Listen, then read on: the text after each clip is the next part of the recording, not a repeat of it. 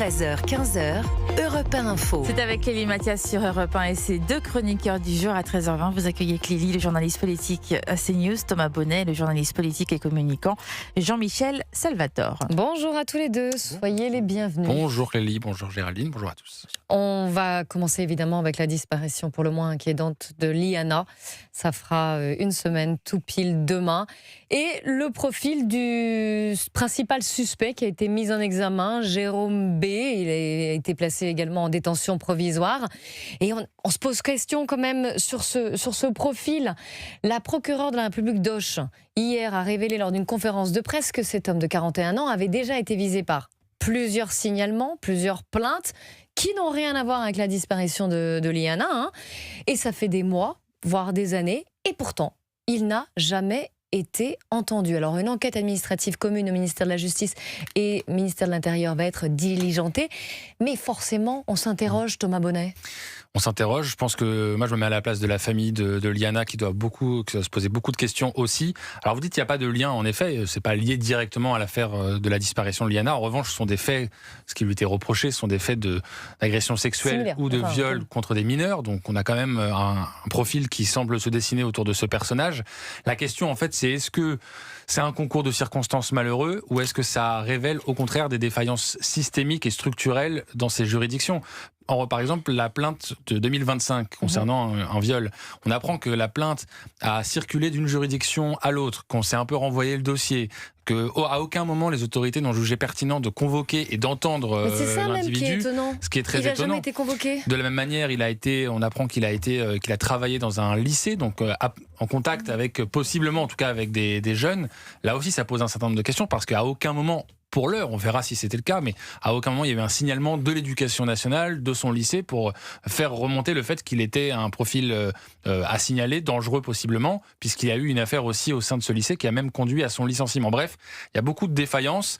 On est obligé aussi de mettre en parallèle cette affaire avec celle du périscolaire à Paris, où on a dénombré aussi énormément de défaillances. La question qui va se poser, à mon avis, est plutôt celle de la façon avec laquelle nos juridictions s'organisent, communiquent entre elles, comment les parquets gèrent aussi les différents dossiers, parce que visiblement, il y a de gros ratés. Alors peut-être que c'est un concours de circonstances, encore une fois, ou peut-être qu'à l'inverse, ça révèle les failles profondes de notre système judiciaire. Oui, communication au sein du système judiciaire, au sein même des institutions en général, puisqu'il il avait été renvoyé d'un établissement également pour des faits assez troubles. On peut déjà parler de fiasco judiciaire, Jean-Michel Salvatore ? Oui, c'est un minimum, c'est incroyable. Enfin, je pense que tout le monde a la même réaction. Comment c'est possible ? Comment ce Jérôme B comment il est possible qu'il n'ait jamais été inquiété depuis tout ce temps, alors que tous les signaux étaient au rouge. Et c'est vrai que voir le ministère de l'Intérieur se mettre d'accord avec le ministère de la Justice pour faire une enquête administrative, c'est bien la preuve que, si vous voulez, on sent bien que là, il y a des dysfonctionnements partout. Il y a des dysfonctionnements au niveau de la justice, au niveau de la gendarmerie, au niveau de la police, au niveau de l'éducation, puisqu'il avait été embauché en Occitanie pour être surveillant, et il avait embêté une jeune fille et il n'avait pas été inquiété, et l'affaire avait été classée. Donc il y a quand même toute une série de défaillances qui sont identifiables, et moi je ne peux pas ne pas me dire que si il est passé entre les mailles du filet, c'est parce que il y a plus de moyens, ni au niveau de la justice, ni au niveau de la police, ni au niveau de la gendarmerie, ni au niveau de l'éducation nationale, ni au niveau des régions. Vous savez, il y a un truc qui est tout simple. Quand vous regardez par exemple le budget de la justice, le budget de la justice, c'est 10 milliards. Bon.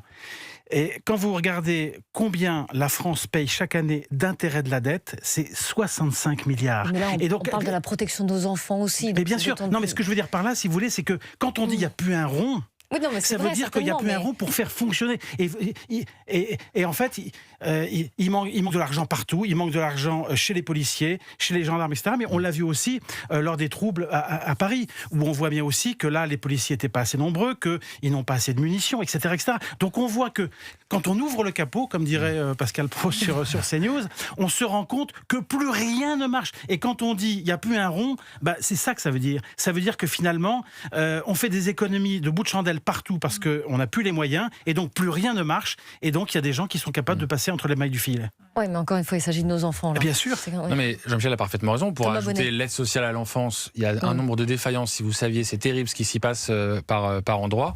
Et en fait, il y a un contrat social qui unit les citoyens et l'État. C'est-à-dire que dans des affaires de justice, particulièrement par rapport aux faits qui sont reprochés à ce Jérôme B, c'est-à-dire des agressions sexuelles sur des mineurs, les citoyens confient à l'État, donc à la justice, la tâche de punir et de sanctionner les coupables. Quand vous avez des défaillances à ce niveau-là, vous avez là donc un lien qui se rompt entre les citoyens et l'État. Et qu'est-ce que ça implique ensuite ? Et c'est ce vers quoi on se dirige et qu'il faut absolument pas, et sur lequel il faut alerter, c'est que les citoyens vont vouloir gérer eux-mêmes ces questions-là et vouloir gérer eux-mêmes les suites à donner à des possibles agresseurs sexuels. Et là, on bascule dans la société de l'autodéfense, de la justice par soi-même. Ça, c'est très dangereux. Il faut absolument pas y avoir recours. Donc, c'est très important que l'État continue d'assurer cette mission qui est primordiale, peut-être aller un peu moins sur des sujets qui ne sont pas de première importance et d'aller vraiment sur le volet régalien, la justice, la sécurité, punir ceux qui doivent ça fragilise aussi la démocratie, le contrat comme social, toujours, il cette passe par rupture là. de confiance. Il y a aussi la question du consentement à l'impôt, parce que c'est vrai, il y a 10 milliards qui va à la justice. Pourtant, les Français, ils payent pas moins d'impôts qu'avant. Donc il y a quelque chose qui cloche aussi à ce niveau-là et les Français vont commencer à avoir un ras-le-bol qu'on pourrait comprendre. Oui, parce que je pense que c'est vraiment sur le terrain, si vous voulez, qu'on voit que plus personne n'a les moyens de travailler. Quand vous avez un juge qui a, par exemple, une centaine d'affaires ou 150 affaires, on lui apporte une affaire de plus qui concerne le Jérôme B. On lui dit il faut que tu l'entendes. Et puis lui, il est complètement submergé parce qu'il a d'autres affaires, etc. Soit il oublie, soit il met ça de côté, soit il se dit on le fera plus tard. Et puis, et puis tout ça, tout ça s'oublie. Enfin, je pense que là, on est face à des problèmes de ce genre. C'est-à-dire qu'il y a plus les moyens de faire ce qu'il y a à faire.